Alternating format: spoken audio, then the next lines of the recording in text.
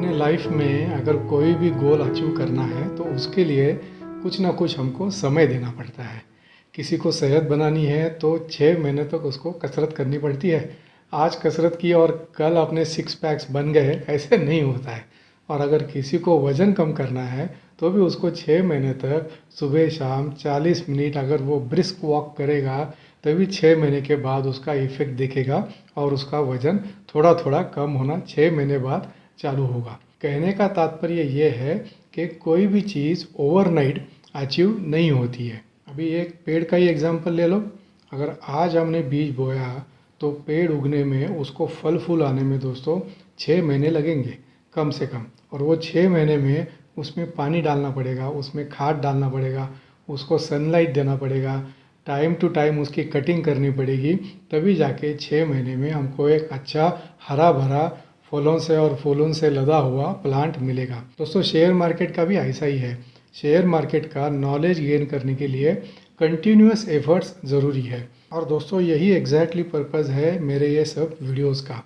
मेरे वीडियोस के तरफ आप टिप करके कतई नहीं दिखना। मैं मेरे वीडियोस में टिप्स नहीं देता हूँ, मैं खाली नॉलेज शेयर करता हूँ। कौन से कंपनी का एनालिसिस कैसे करना है, बदलते मार्केट सिचुएशन में कौन से कंपनी को बेनिफिट होने वाला है आगे जाके, कौन से कंपनी को नहीं होने वाला है, ये सब मैं मेरे वीडियोस में एनालाइज करके नॉलेज शेयरिंग के लिए आपके सामने रखता हूँ। आपका डिसीजन आपको खुद लेना है, based on funds available with you, based on your risk appetite, और आपको कितना इन्वेस्टमेंट करना है ये आपका डिसीजन आपको लेना है।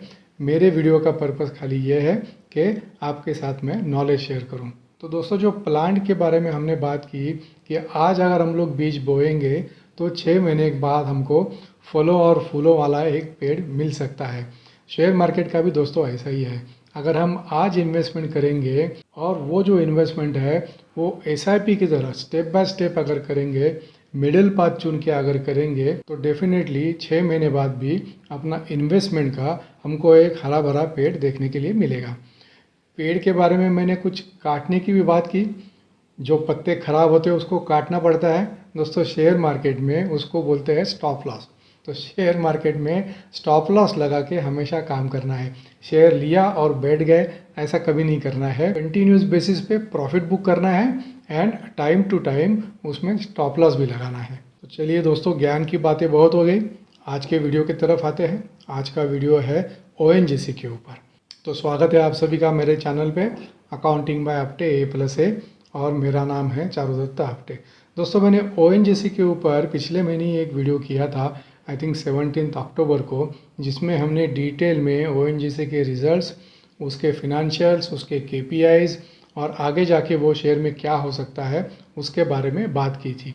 तो मैंने 1 महीना पहले ही ONGC के ऊपर वीडियो डाला था और आज मैं वापस ONGC के ऊपर ही वीडियो कर रहा हूँ। तो वो मैं क्यों कर रहा हूँ वो पहले 2 मिनट में देखेंगे, और आगे जाके अगर शेयर का भाव बढ़ने वाला है तो वो क्यों बढ़ने वाला है, और अगर अभी गिरा है तो क्यों गिरा है, ये 2 पॉइंट के ऊपर आगे जाके हम लोग बात करेंगे। दोस्तों जब 17 अक्टूबर को मैंने वीडियो बनाया था ONGC के ऊपर, तभी ONGC was trading at 127 to 128 rupees. तो जैसा मेरा एक्सपेक्टेशन था, पिछले हफ्ते तक एक्स डिविडेंड होने के पहले from 127 rupees share price went up to 143। 6 रुपया 75 पैसे का डिविडेंड था। आई थिंक 14 तारीख को एक्स डिविडेंड हुआ। एक्स डिविडेंड होने के बाद अभी 134-135 के रेंज में स्टॉक प्राइस अभी सेटल्ड है। इसका मतलब दोस्तों जिन्होंने 127 और 128 के रेंज में वीडियो देख के अपना डिसीजन खुद लिया रहेगा कि ये शेयर में मुझे भी एंट्री करना है, उनको 10 रुपये का फ़ायदा ये 1 महीने भर में ये शेयर में ऑलरेडी हुआ है। तो दोस्तों यही शेयर पे मैं आज वीडियो क्यों बना रहा हूँ, इसके 2-3 कारण हैं। एक इम्पॉर्टेंट रीज़न है कि आज 1 से 1:30 बजे तक इसमें सब्सटेंशियल वॉल्यूम हुआ, और जो प्राइस 135 के नीचे ट्रेड कर रहा था, जो रेड में था, मतलब कल के क्लोजिंग के नीचे ट्रेड कर रहा था, because of that volume price went up to 136। और अभी भी दोस्तों शेयर का भाव 136 रुपये के आसपास ट्रेड हो रहा है। तो जो 1 से 1:30 बजे तक जो वॉल्यूम में सडन अपमूव आया, जो वॉल्यूम सडन इंक्रीज हुआ, इसीलिए ये स्टॉक मेरे वापस रडार में आया।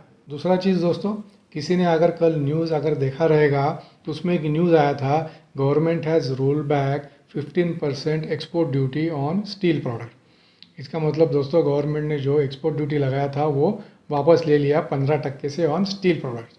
लेकिन उसका जो स्टील कंपनीज़ की जो शेयर्स है, टाटा स्टील हो या स्टील अथॉरिटी हो, उनके स्टॉक प्राइस के ऊपर कुछ असर नहीं हुआ। ये हालांकि पॉजिटिव न्यूज़ है लेकिन उसका असर नहीं हुआ।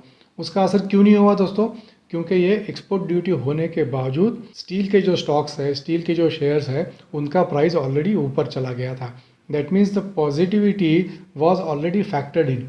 इसीलिए ये कल न्यूज़ आया, पॉजिटिव न्यूज़ था, फिर भी शेयर के प्राइस में टाटा स्टील हो या स्टील अथॉरिटी ऑफ इंडिया हो, ज़्यादा मूवमेंट दिखा नहीं।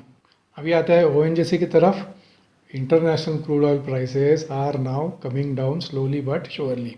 $100 से अभी $80 पर बैरल क्रूड ऑयल का इंटरनेशनल का प्राइस है। आगे जाके ये प्राइस और थोड़ा कम होगा, ये एक्सपर्ट्स का एनालिसिस है। तो दोस्तों जैसे स्टील के ऊपर एक्सपोर्ट ड्यूटी गवर्नमेंट ने रोल बैक किया, ऐसा मुझे लगता है कि 2 to 3 months down the line when there would be a stability in the international crude oil prices, ये जो विंडफॉल गेन टैक्स है, this also would be roll back. Government इसको भी वापस करेगी इन कमिंग 2 to 3 months, ऐसा मुझे लगता है। अभी आपके माइंड में एक सवाल आया रहेगा कि स्टील के ऊपर जो एक्सपोर्ट ड्यूटी था वो गवर्नमेंट ने वापस लिया, लेकिन स्टील के जो स्टॉक्स है उनकी कीमतें बढ़े नहीं, तो ONGC का प्राइस क्यों बढ़ेगा? क्योंकि दोस्तों जब भी ये विंडफॉल गेन टैक्स अनाउंस हुआ तभी ONGC का भाव था 160-155 के बीच में ट्रेड कर रहा था। 1 जुलाई को जब भी विंडफॉल गेन टैक्स अनाउंस हुआ तभी सडनली 11% से शेयर का भाव नीचे आया। नीचे जाके 130 से 125 तक भाव सेटल हुआ। उसके बाद थोड़ा अपमूव आया, लेकिन जो पुराना भाव था 160-170 का जब भी विंडफॉल गेन टैक्स अनाउंस हुआ था, उससे अभी सब्सटेंशियल नीचे है। तो share market works mainly on sentiment. जो न्यूज़ आती है, पॉजिटिव न्यूज़ आती है, उसके ऊपर शेयर मार्केट प्लस या माइनस स्टॉक प्राइस में दिखाता है। तो ये जब भी दोस्तों पॉजिटिव न्यूज़ आएगा, then one can definitely see a sharp upmove in the stock price. क्यों अपमूव आएगा? क्योंकि the stock is already beaten down. मतलब जब भी खराब न्यूज़ आया तभी स्टॉक का भाव नीचे आया था। जो स्टील कंपनीज के शेयर के बारे में हुआ नहीं था। खराब न्यूज़ आया फिर भी स्टील कंपनीज के शेयर्स के भाव ऊपर ही थे। इसीलिए जब भी अच्छा न्यूज़ आया तभी स्टील कंपनीज के शेयर के भाव में कुछ फ़र्क नहीं पड़ा। लेकिन ONGC के बारे में या बाकी के जो ऑयल प्रोड्यूसिंग कंपनीज है, जैसे रिलायंस हो या वेदांता हो, उनके भाव में जब ये न्यूज़ आया था तभी there was a sharp decline.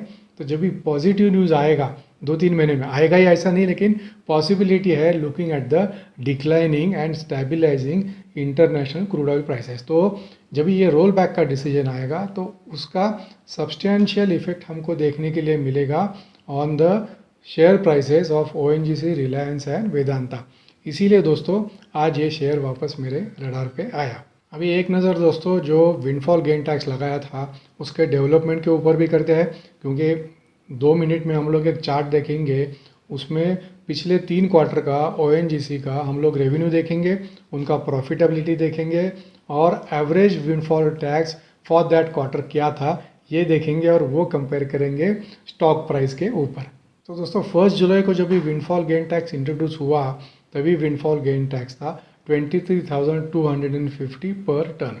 Middle of July में वो रिवाइज हुआ, नीचे आके 17,000 रुपया पर टन विंडफॉल गेन टैक्स हुआ। Beginning of August 17,750, middle of अगस्त 13,000 रुपया, सितंबर 1 13,300 रुपया, सितंबर 17 10,500 रुपीज़। ये दोस्तों पिछले क्वार्टर तक का, मतलब क्वार्टर 1 एंड क्वार्टर 2 का जो 15-15 दिन के बाद जो विंडफॉल गेन में जो रिवीजन हो रहा था उसका ये डेवलपमेंट है। ये डेवलपमेंट में दोस्तों हमको दिखता है कि the windfall gain tax has continuously come down from what was originally there. 23,250 से अभी 10,500 रुपीज़ तक विंडफॉल गेन टैक्स नीचे आया है। अभी वो इम्पोर्टेंट चार्ट देखेंगे, इसके ऊपर दोस्तों ध्यान देना कि पिछले 3 क्वार्टर में रेवेन्यू, प्रॉफिट, शेयर का भाव और विंडफॉल गेन टैक्स का क्या लेवल है। चलिए देखते हैं वो चार्ट। दोस्तों ये चार्ट में हम लोग देख सकते हैं, पहले मार्च 22 का फिगर देखते हैं।